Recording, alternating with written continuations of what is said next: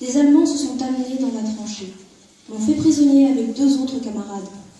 J'ai profité d'un moment de bousculade pour m'échapper des mains des Allemands. J'ai suivi mes camarades et ensuite, j'ai été accusé d'abandon de poste en présence de l'ennemi. Pour le repos, le plaisir de militaire, il est là-bas à 2 pas de la forêt, une maison au mur couvert de pierre, où Toulouse c'est le nom du cabaret. La servante est jeune et gentille, légère comme un papillon, comme son œil pétille. Nous l'appelons la Madelon, nous en rêvons la nuit, nous y pensons le jour. Ce n'est que Madelon, mais pour nous c'est l'amour. Et à vous, quand Madelon vient nous servir à boire, sous la tonnelle au fond de son jupon, et chacun lui raconte une histoire à sa façon. La Madelon, pour nous n'est pas sévère, quand on lui prend la taille ou le fronton, elle rit, c'est tout vrai qu'elle sait faire. Madelon, Madelon, Madelon. Personne ne sait ce que vont faire les Anglais. Et le gouvernement français est angoissé parce qu'il ne sait pas. Et en particulier du point de vue maritime, si le Royaume-Uni n'entre pas dans la guerre, cela place la France dans une situation désastreuse par rapport à l'Allemagne. Donc, alors pourquoi les Anglais sont-ils entrés dans la guerre? Eh bien, pas du tout pour venir au secours de la France, avec qui ils avaient des sentiments cordiaux, mais simplement quand l'armée allemande, pour attaquer la France, est passée par la Belgique. Et cela, le Royaume-Uni, l'Angleterre, ne pouvaient tolérer que les Allemands occupent la Belgique. C'est donc la raison pour, et en particulier avec le port d'Anvers, voilà qui n'était pas possible d'accepter pour l'Angleterre. Alors, maintenant, je disais tout à l'heure qu'il ne fallait pas confondre les origines de la guerre et l'entrée en guerre.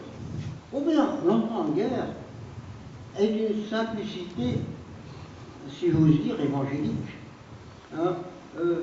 Pendant longtemps, on a dit « Oh, l'attentat de Sarajevo, ça n'a pas d'importance. » Mais si, c'est bien à cause de l'attentat de Sarajevo que la guerre a éclaté. Vous vous rappelez ce qu'est l'attentat de Sarajevo? Un jeune nationaliste serbe, originaire de Bosnie-Herzégovine. Gérard Léo vous le dira. Ensuite, nous allons parler du déroulement de la guerre, et évidemment, on aura l'occasion, dans le cadre de ce débat, d'aborder 2 visions de cette guerre. A-t-on consenti à faire la guerre? Ou au contraire, était-on obligé de la faire? C'est 2 écoles qui s'opposent. L'école de M. Becker, c'est plutôt l'école du consentement, et l'école qui ne sera pas représentée ce soir, c'est plutôt l'école de la contrainte. Sans doute que la vérité se situe à mi-chemin. Nous aurons l'occasion, bien sûr, dans cette deuxième partie, dans le déroulement de la guerre, de parler de la région. Quelles répercussions pour la région, pour Bordeaux, le changement du port de Bordeaux. Et puis, quelques cargos américains qui ont commencé à être coulés au printemps 1917. Et donc, le président Wilson a pris sa décision début avril.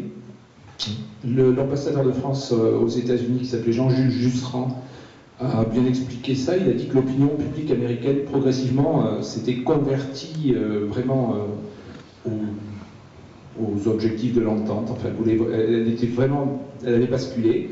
Et le 6 avril 1917, donc le président Wilson a obtenu du Congrès le vote de la déclaration de guerre aux États-Unis. Voilà, alors après je laisserai la parole aux autres, mais c'est une bonne nouvelle parce que le contexte est très mauvais pour la France. Il faut bien comprendre que là, depuis février 17, la Russie est en proie aux troubles politiques, donc c'est un allié qui n'est plus fiable, ce qui tant est qu'il a été toujours d'un point de vue efficacité militaire.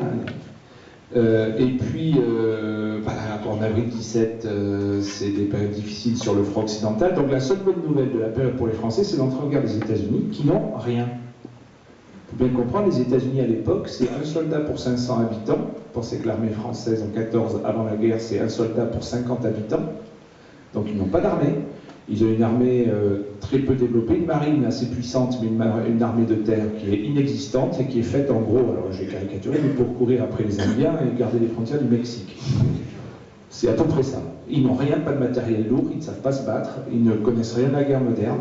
Alors par contre, il y a une puissance industrielle. Pourtant, il y a une guerre de sécession quelques années plus. Oui, mais aux États-Unis, d'ailleurs, les soldats sont très mal vus. Hein.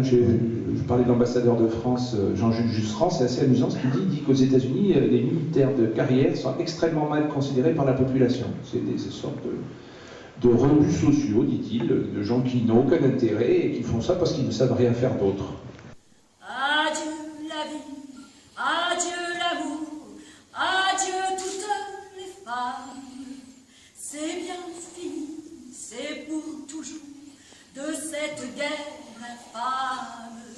C'est à Craonne, sur le plateau, qu'on doit laisser sa peau. Car nous sommes tous condamnés, nous sommes les sacrifiés. 8 jours de tranchée, 8 jours de souffrance. Pourtant, on a l'espérance que ce soir viendra la relève, que nous attendons sans trêve. Soudain dans la nuit, dans le silence, on voit quelqu'un qui s'avance. C'est un officier, le chasseur à pied, qui vient pour nous remplacer. Doucement dans l'eau, sous la pluie qui tombe, les petits chasseurs vont chercher leur tombe. Adieu la vie, adieu l'amour, adieu toutes les femmes. C'est bien fini, c'est pour toujours de cette guerre infâme. C'est bien connu. La phase de début, ce que l'on appelle la guerre de mouvement. La guerre de mouvement a été horriblement coûteuse. Elle a été horriblement coûteuse parce que l'infanterie, avec ses baïonnettes, devait combattre contre les mitrailleuses, qui ont eu un effet énorme, et contre l'artillerie. N'oublions jamais que la Grande Guerre est une guerre surtout d'artillerie, et que la plus grande partie des morts et des blessés ont été touchés par des obus. Alors, au début de la guerre, lors de la guerre de mouvement, les mitrailleuses ont eu un effet considérable. Alors, mise en place en 1914, et comment cela évolue-t-il finalement assez rapidement quand on se rend compte, quand l'état-major se rend compte que cette guerre va durer? J'aimerais d'abord revenir sur deux éléments. Un élément évoqué par mes deux collègues. J'aimerais d'abord qu'on définisse ce qu'est la guerre. Car la France, l'Angleterre, l'Europe balkanique étaient en guerre déjà. Les États-Unis étaient en guerre déjà. Les États-Unis sortaient de la guerre du Mexique. Ils avaient fait du tourisme au Mexique avec le même général Pershing qu'on voit arriver en Europe plus tard. Les Allemands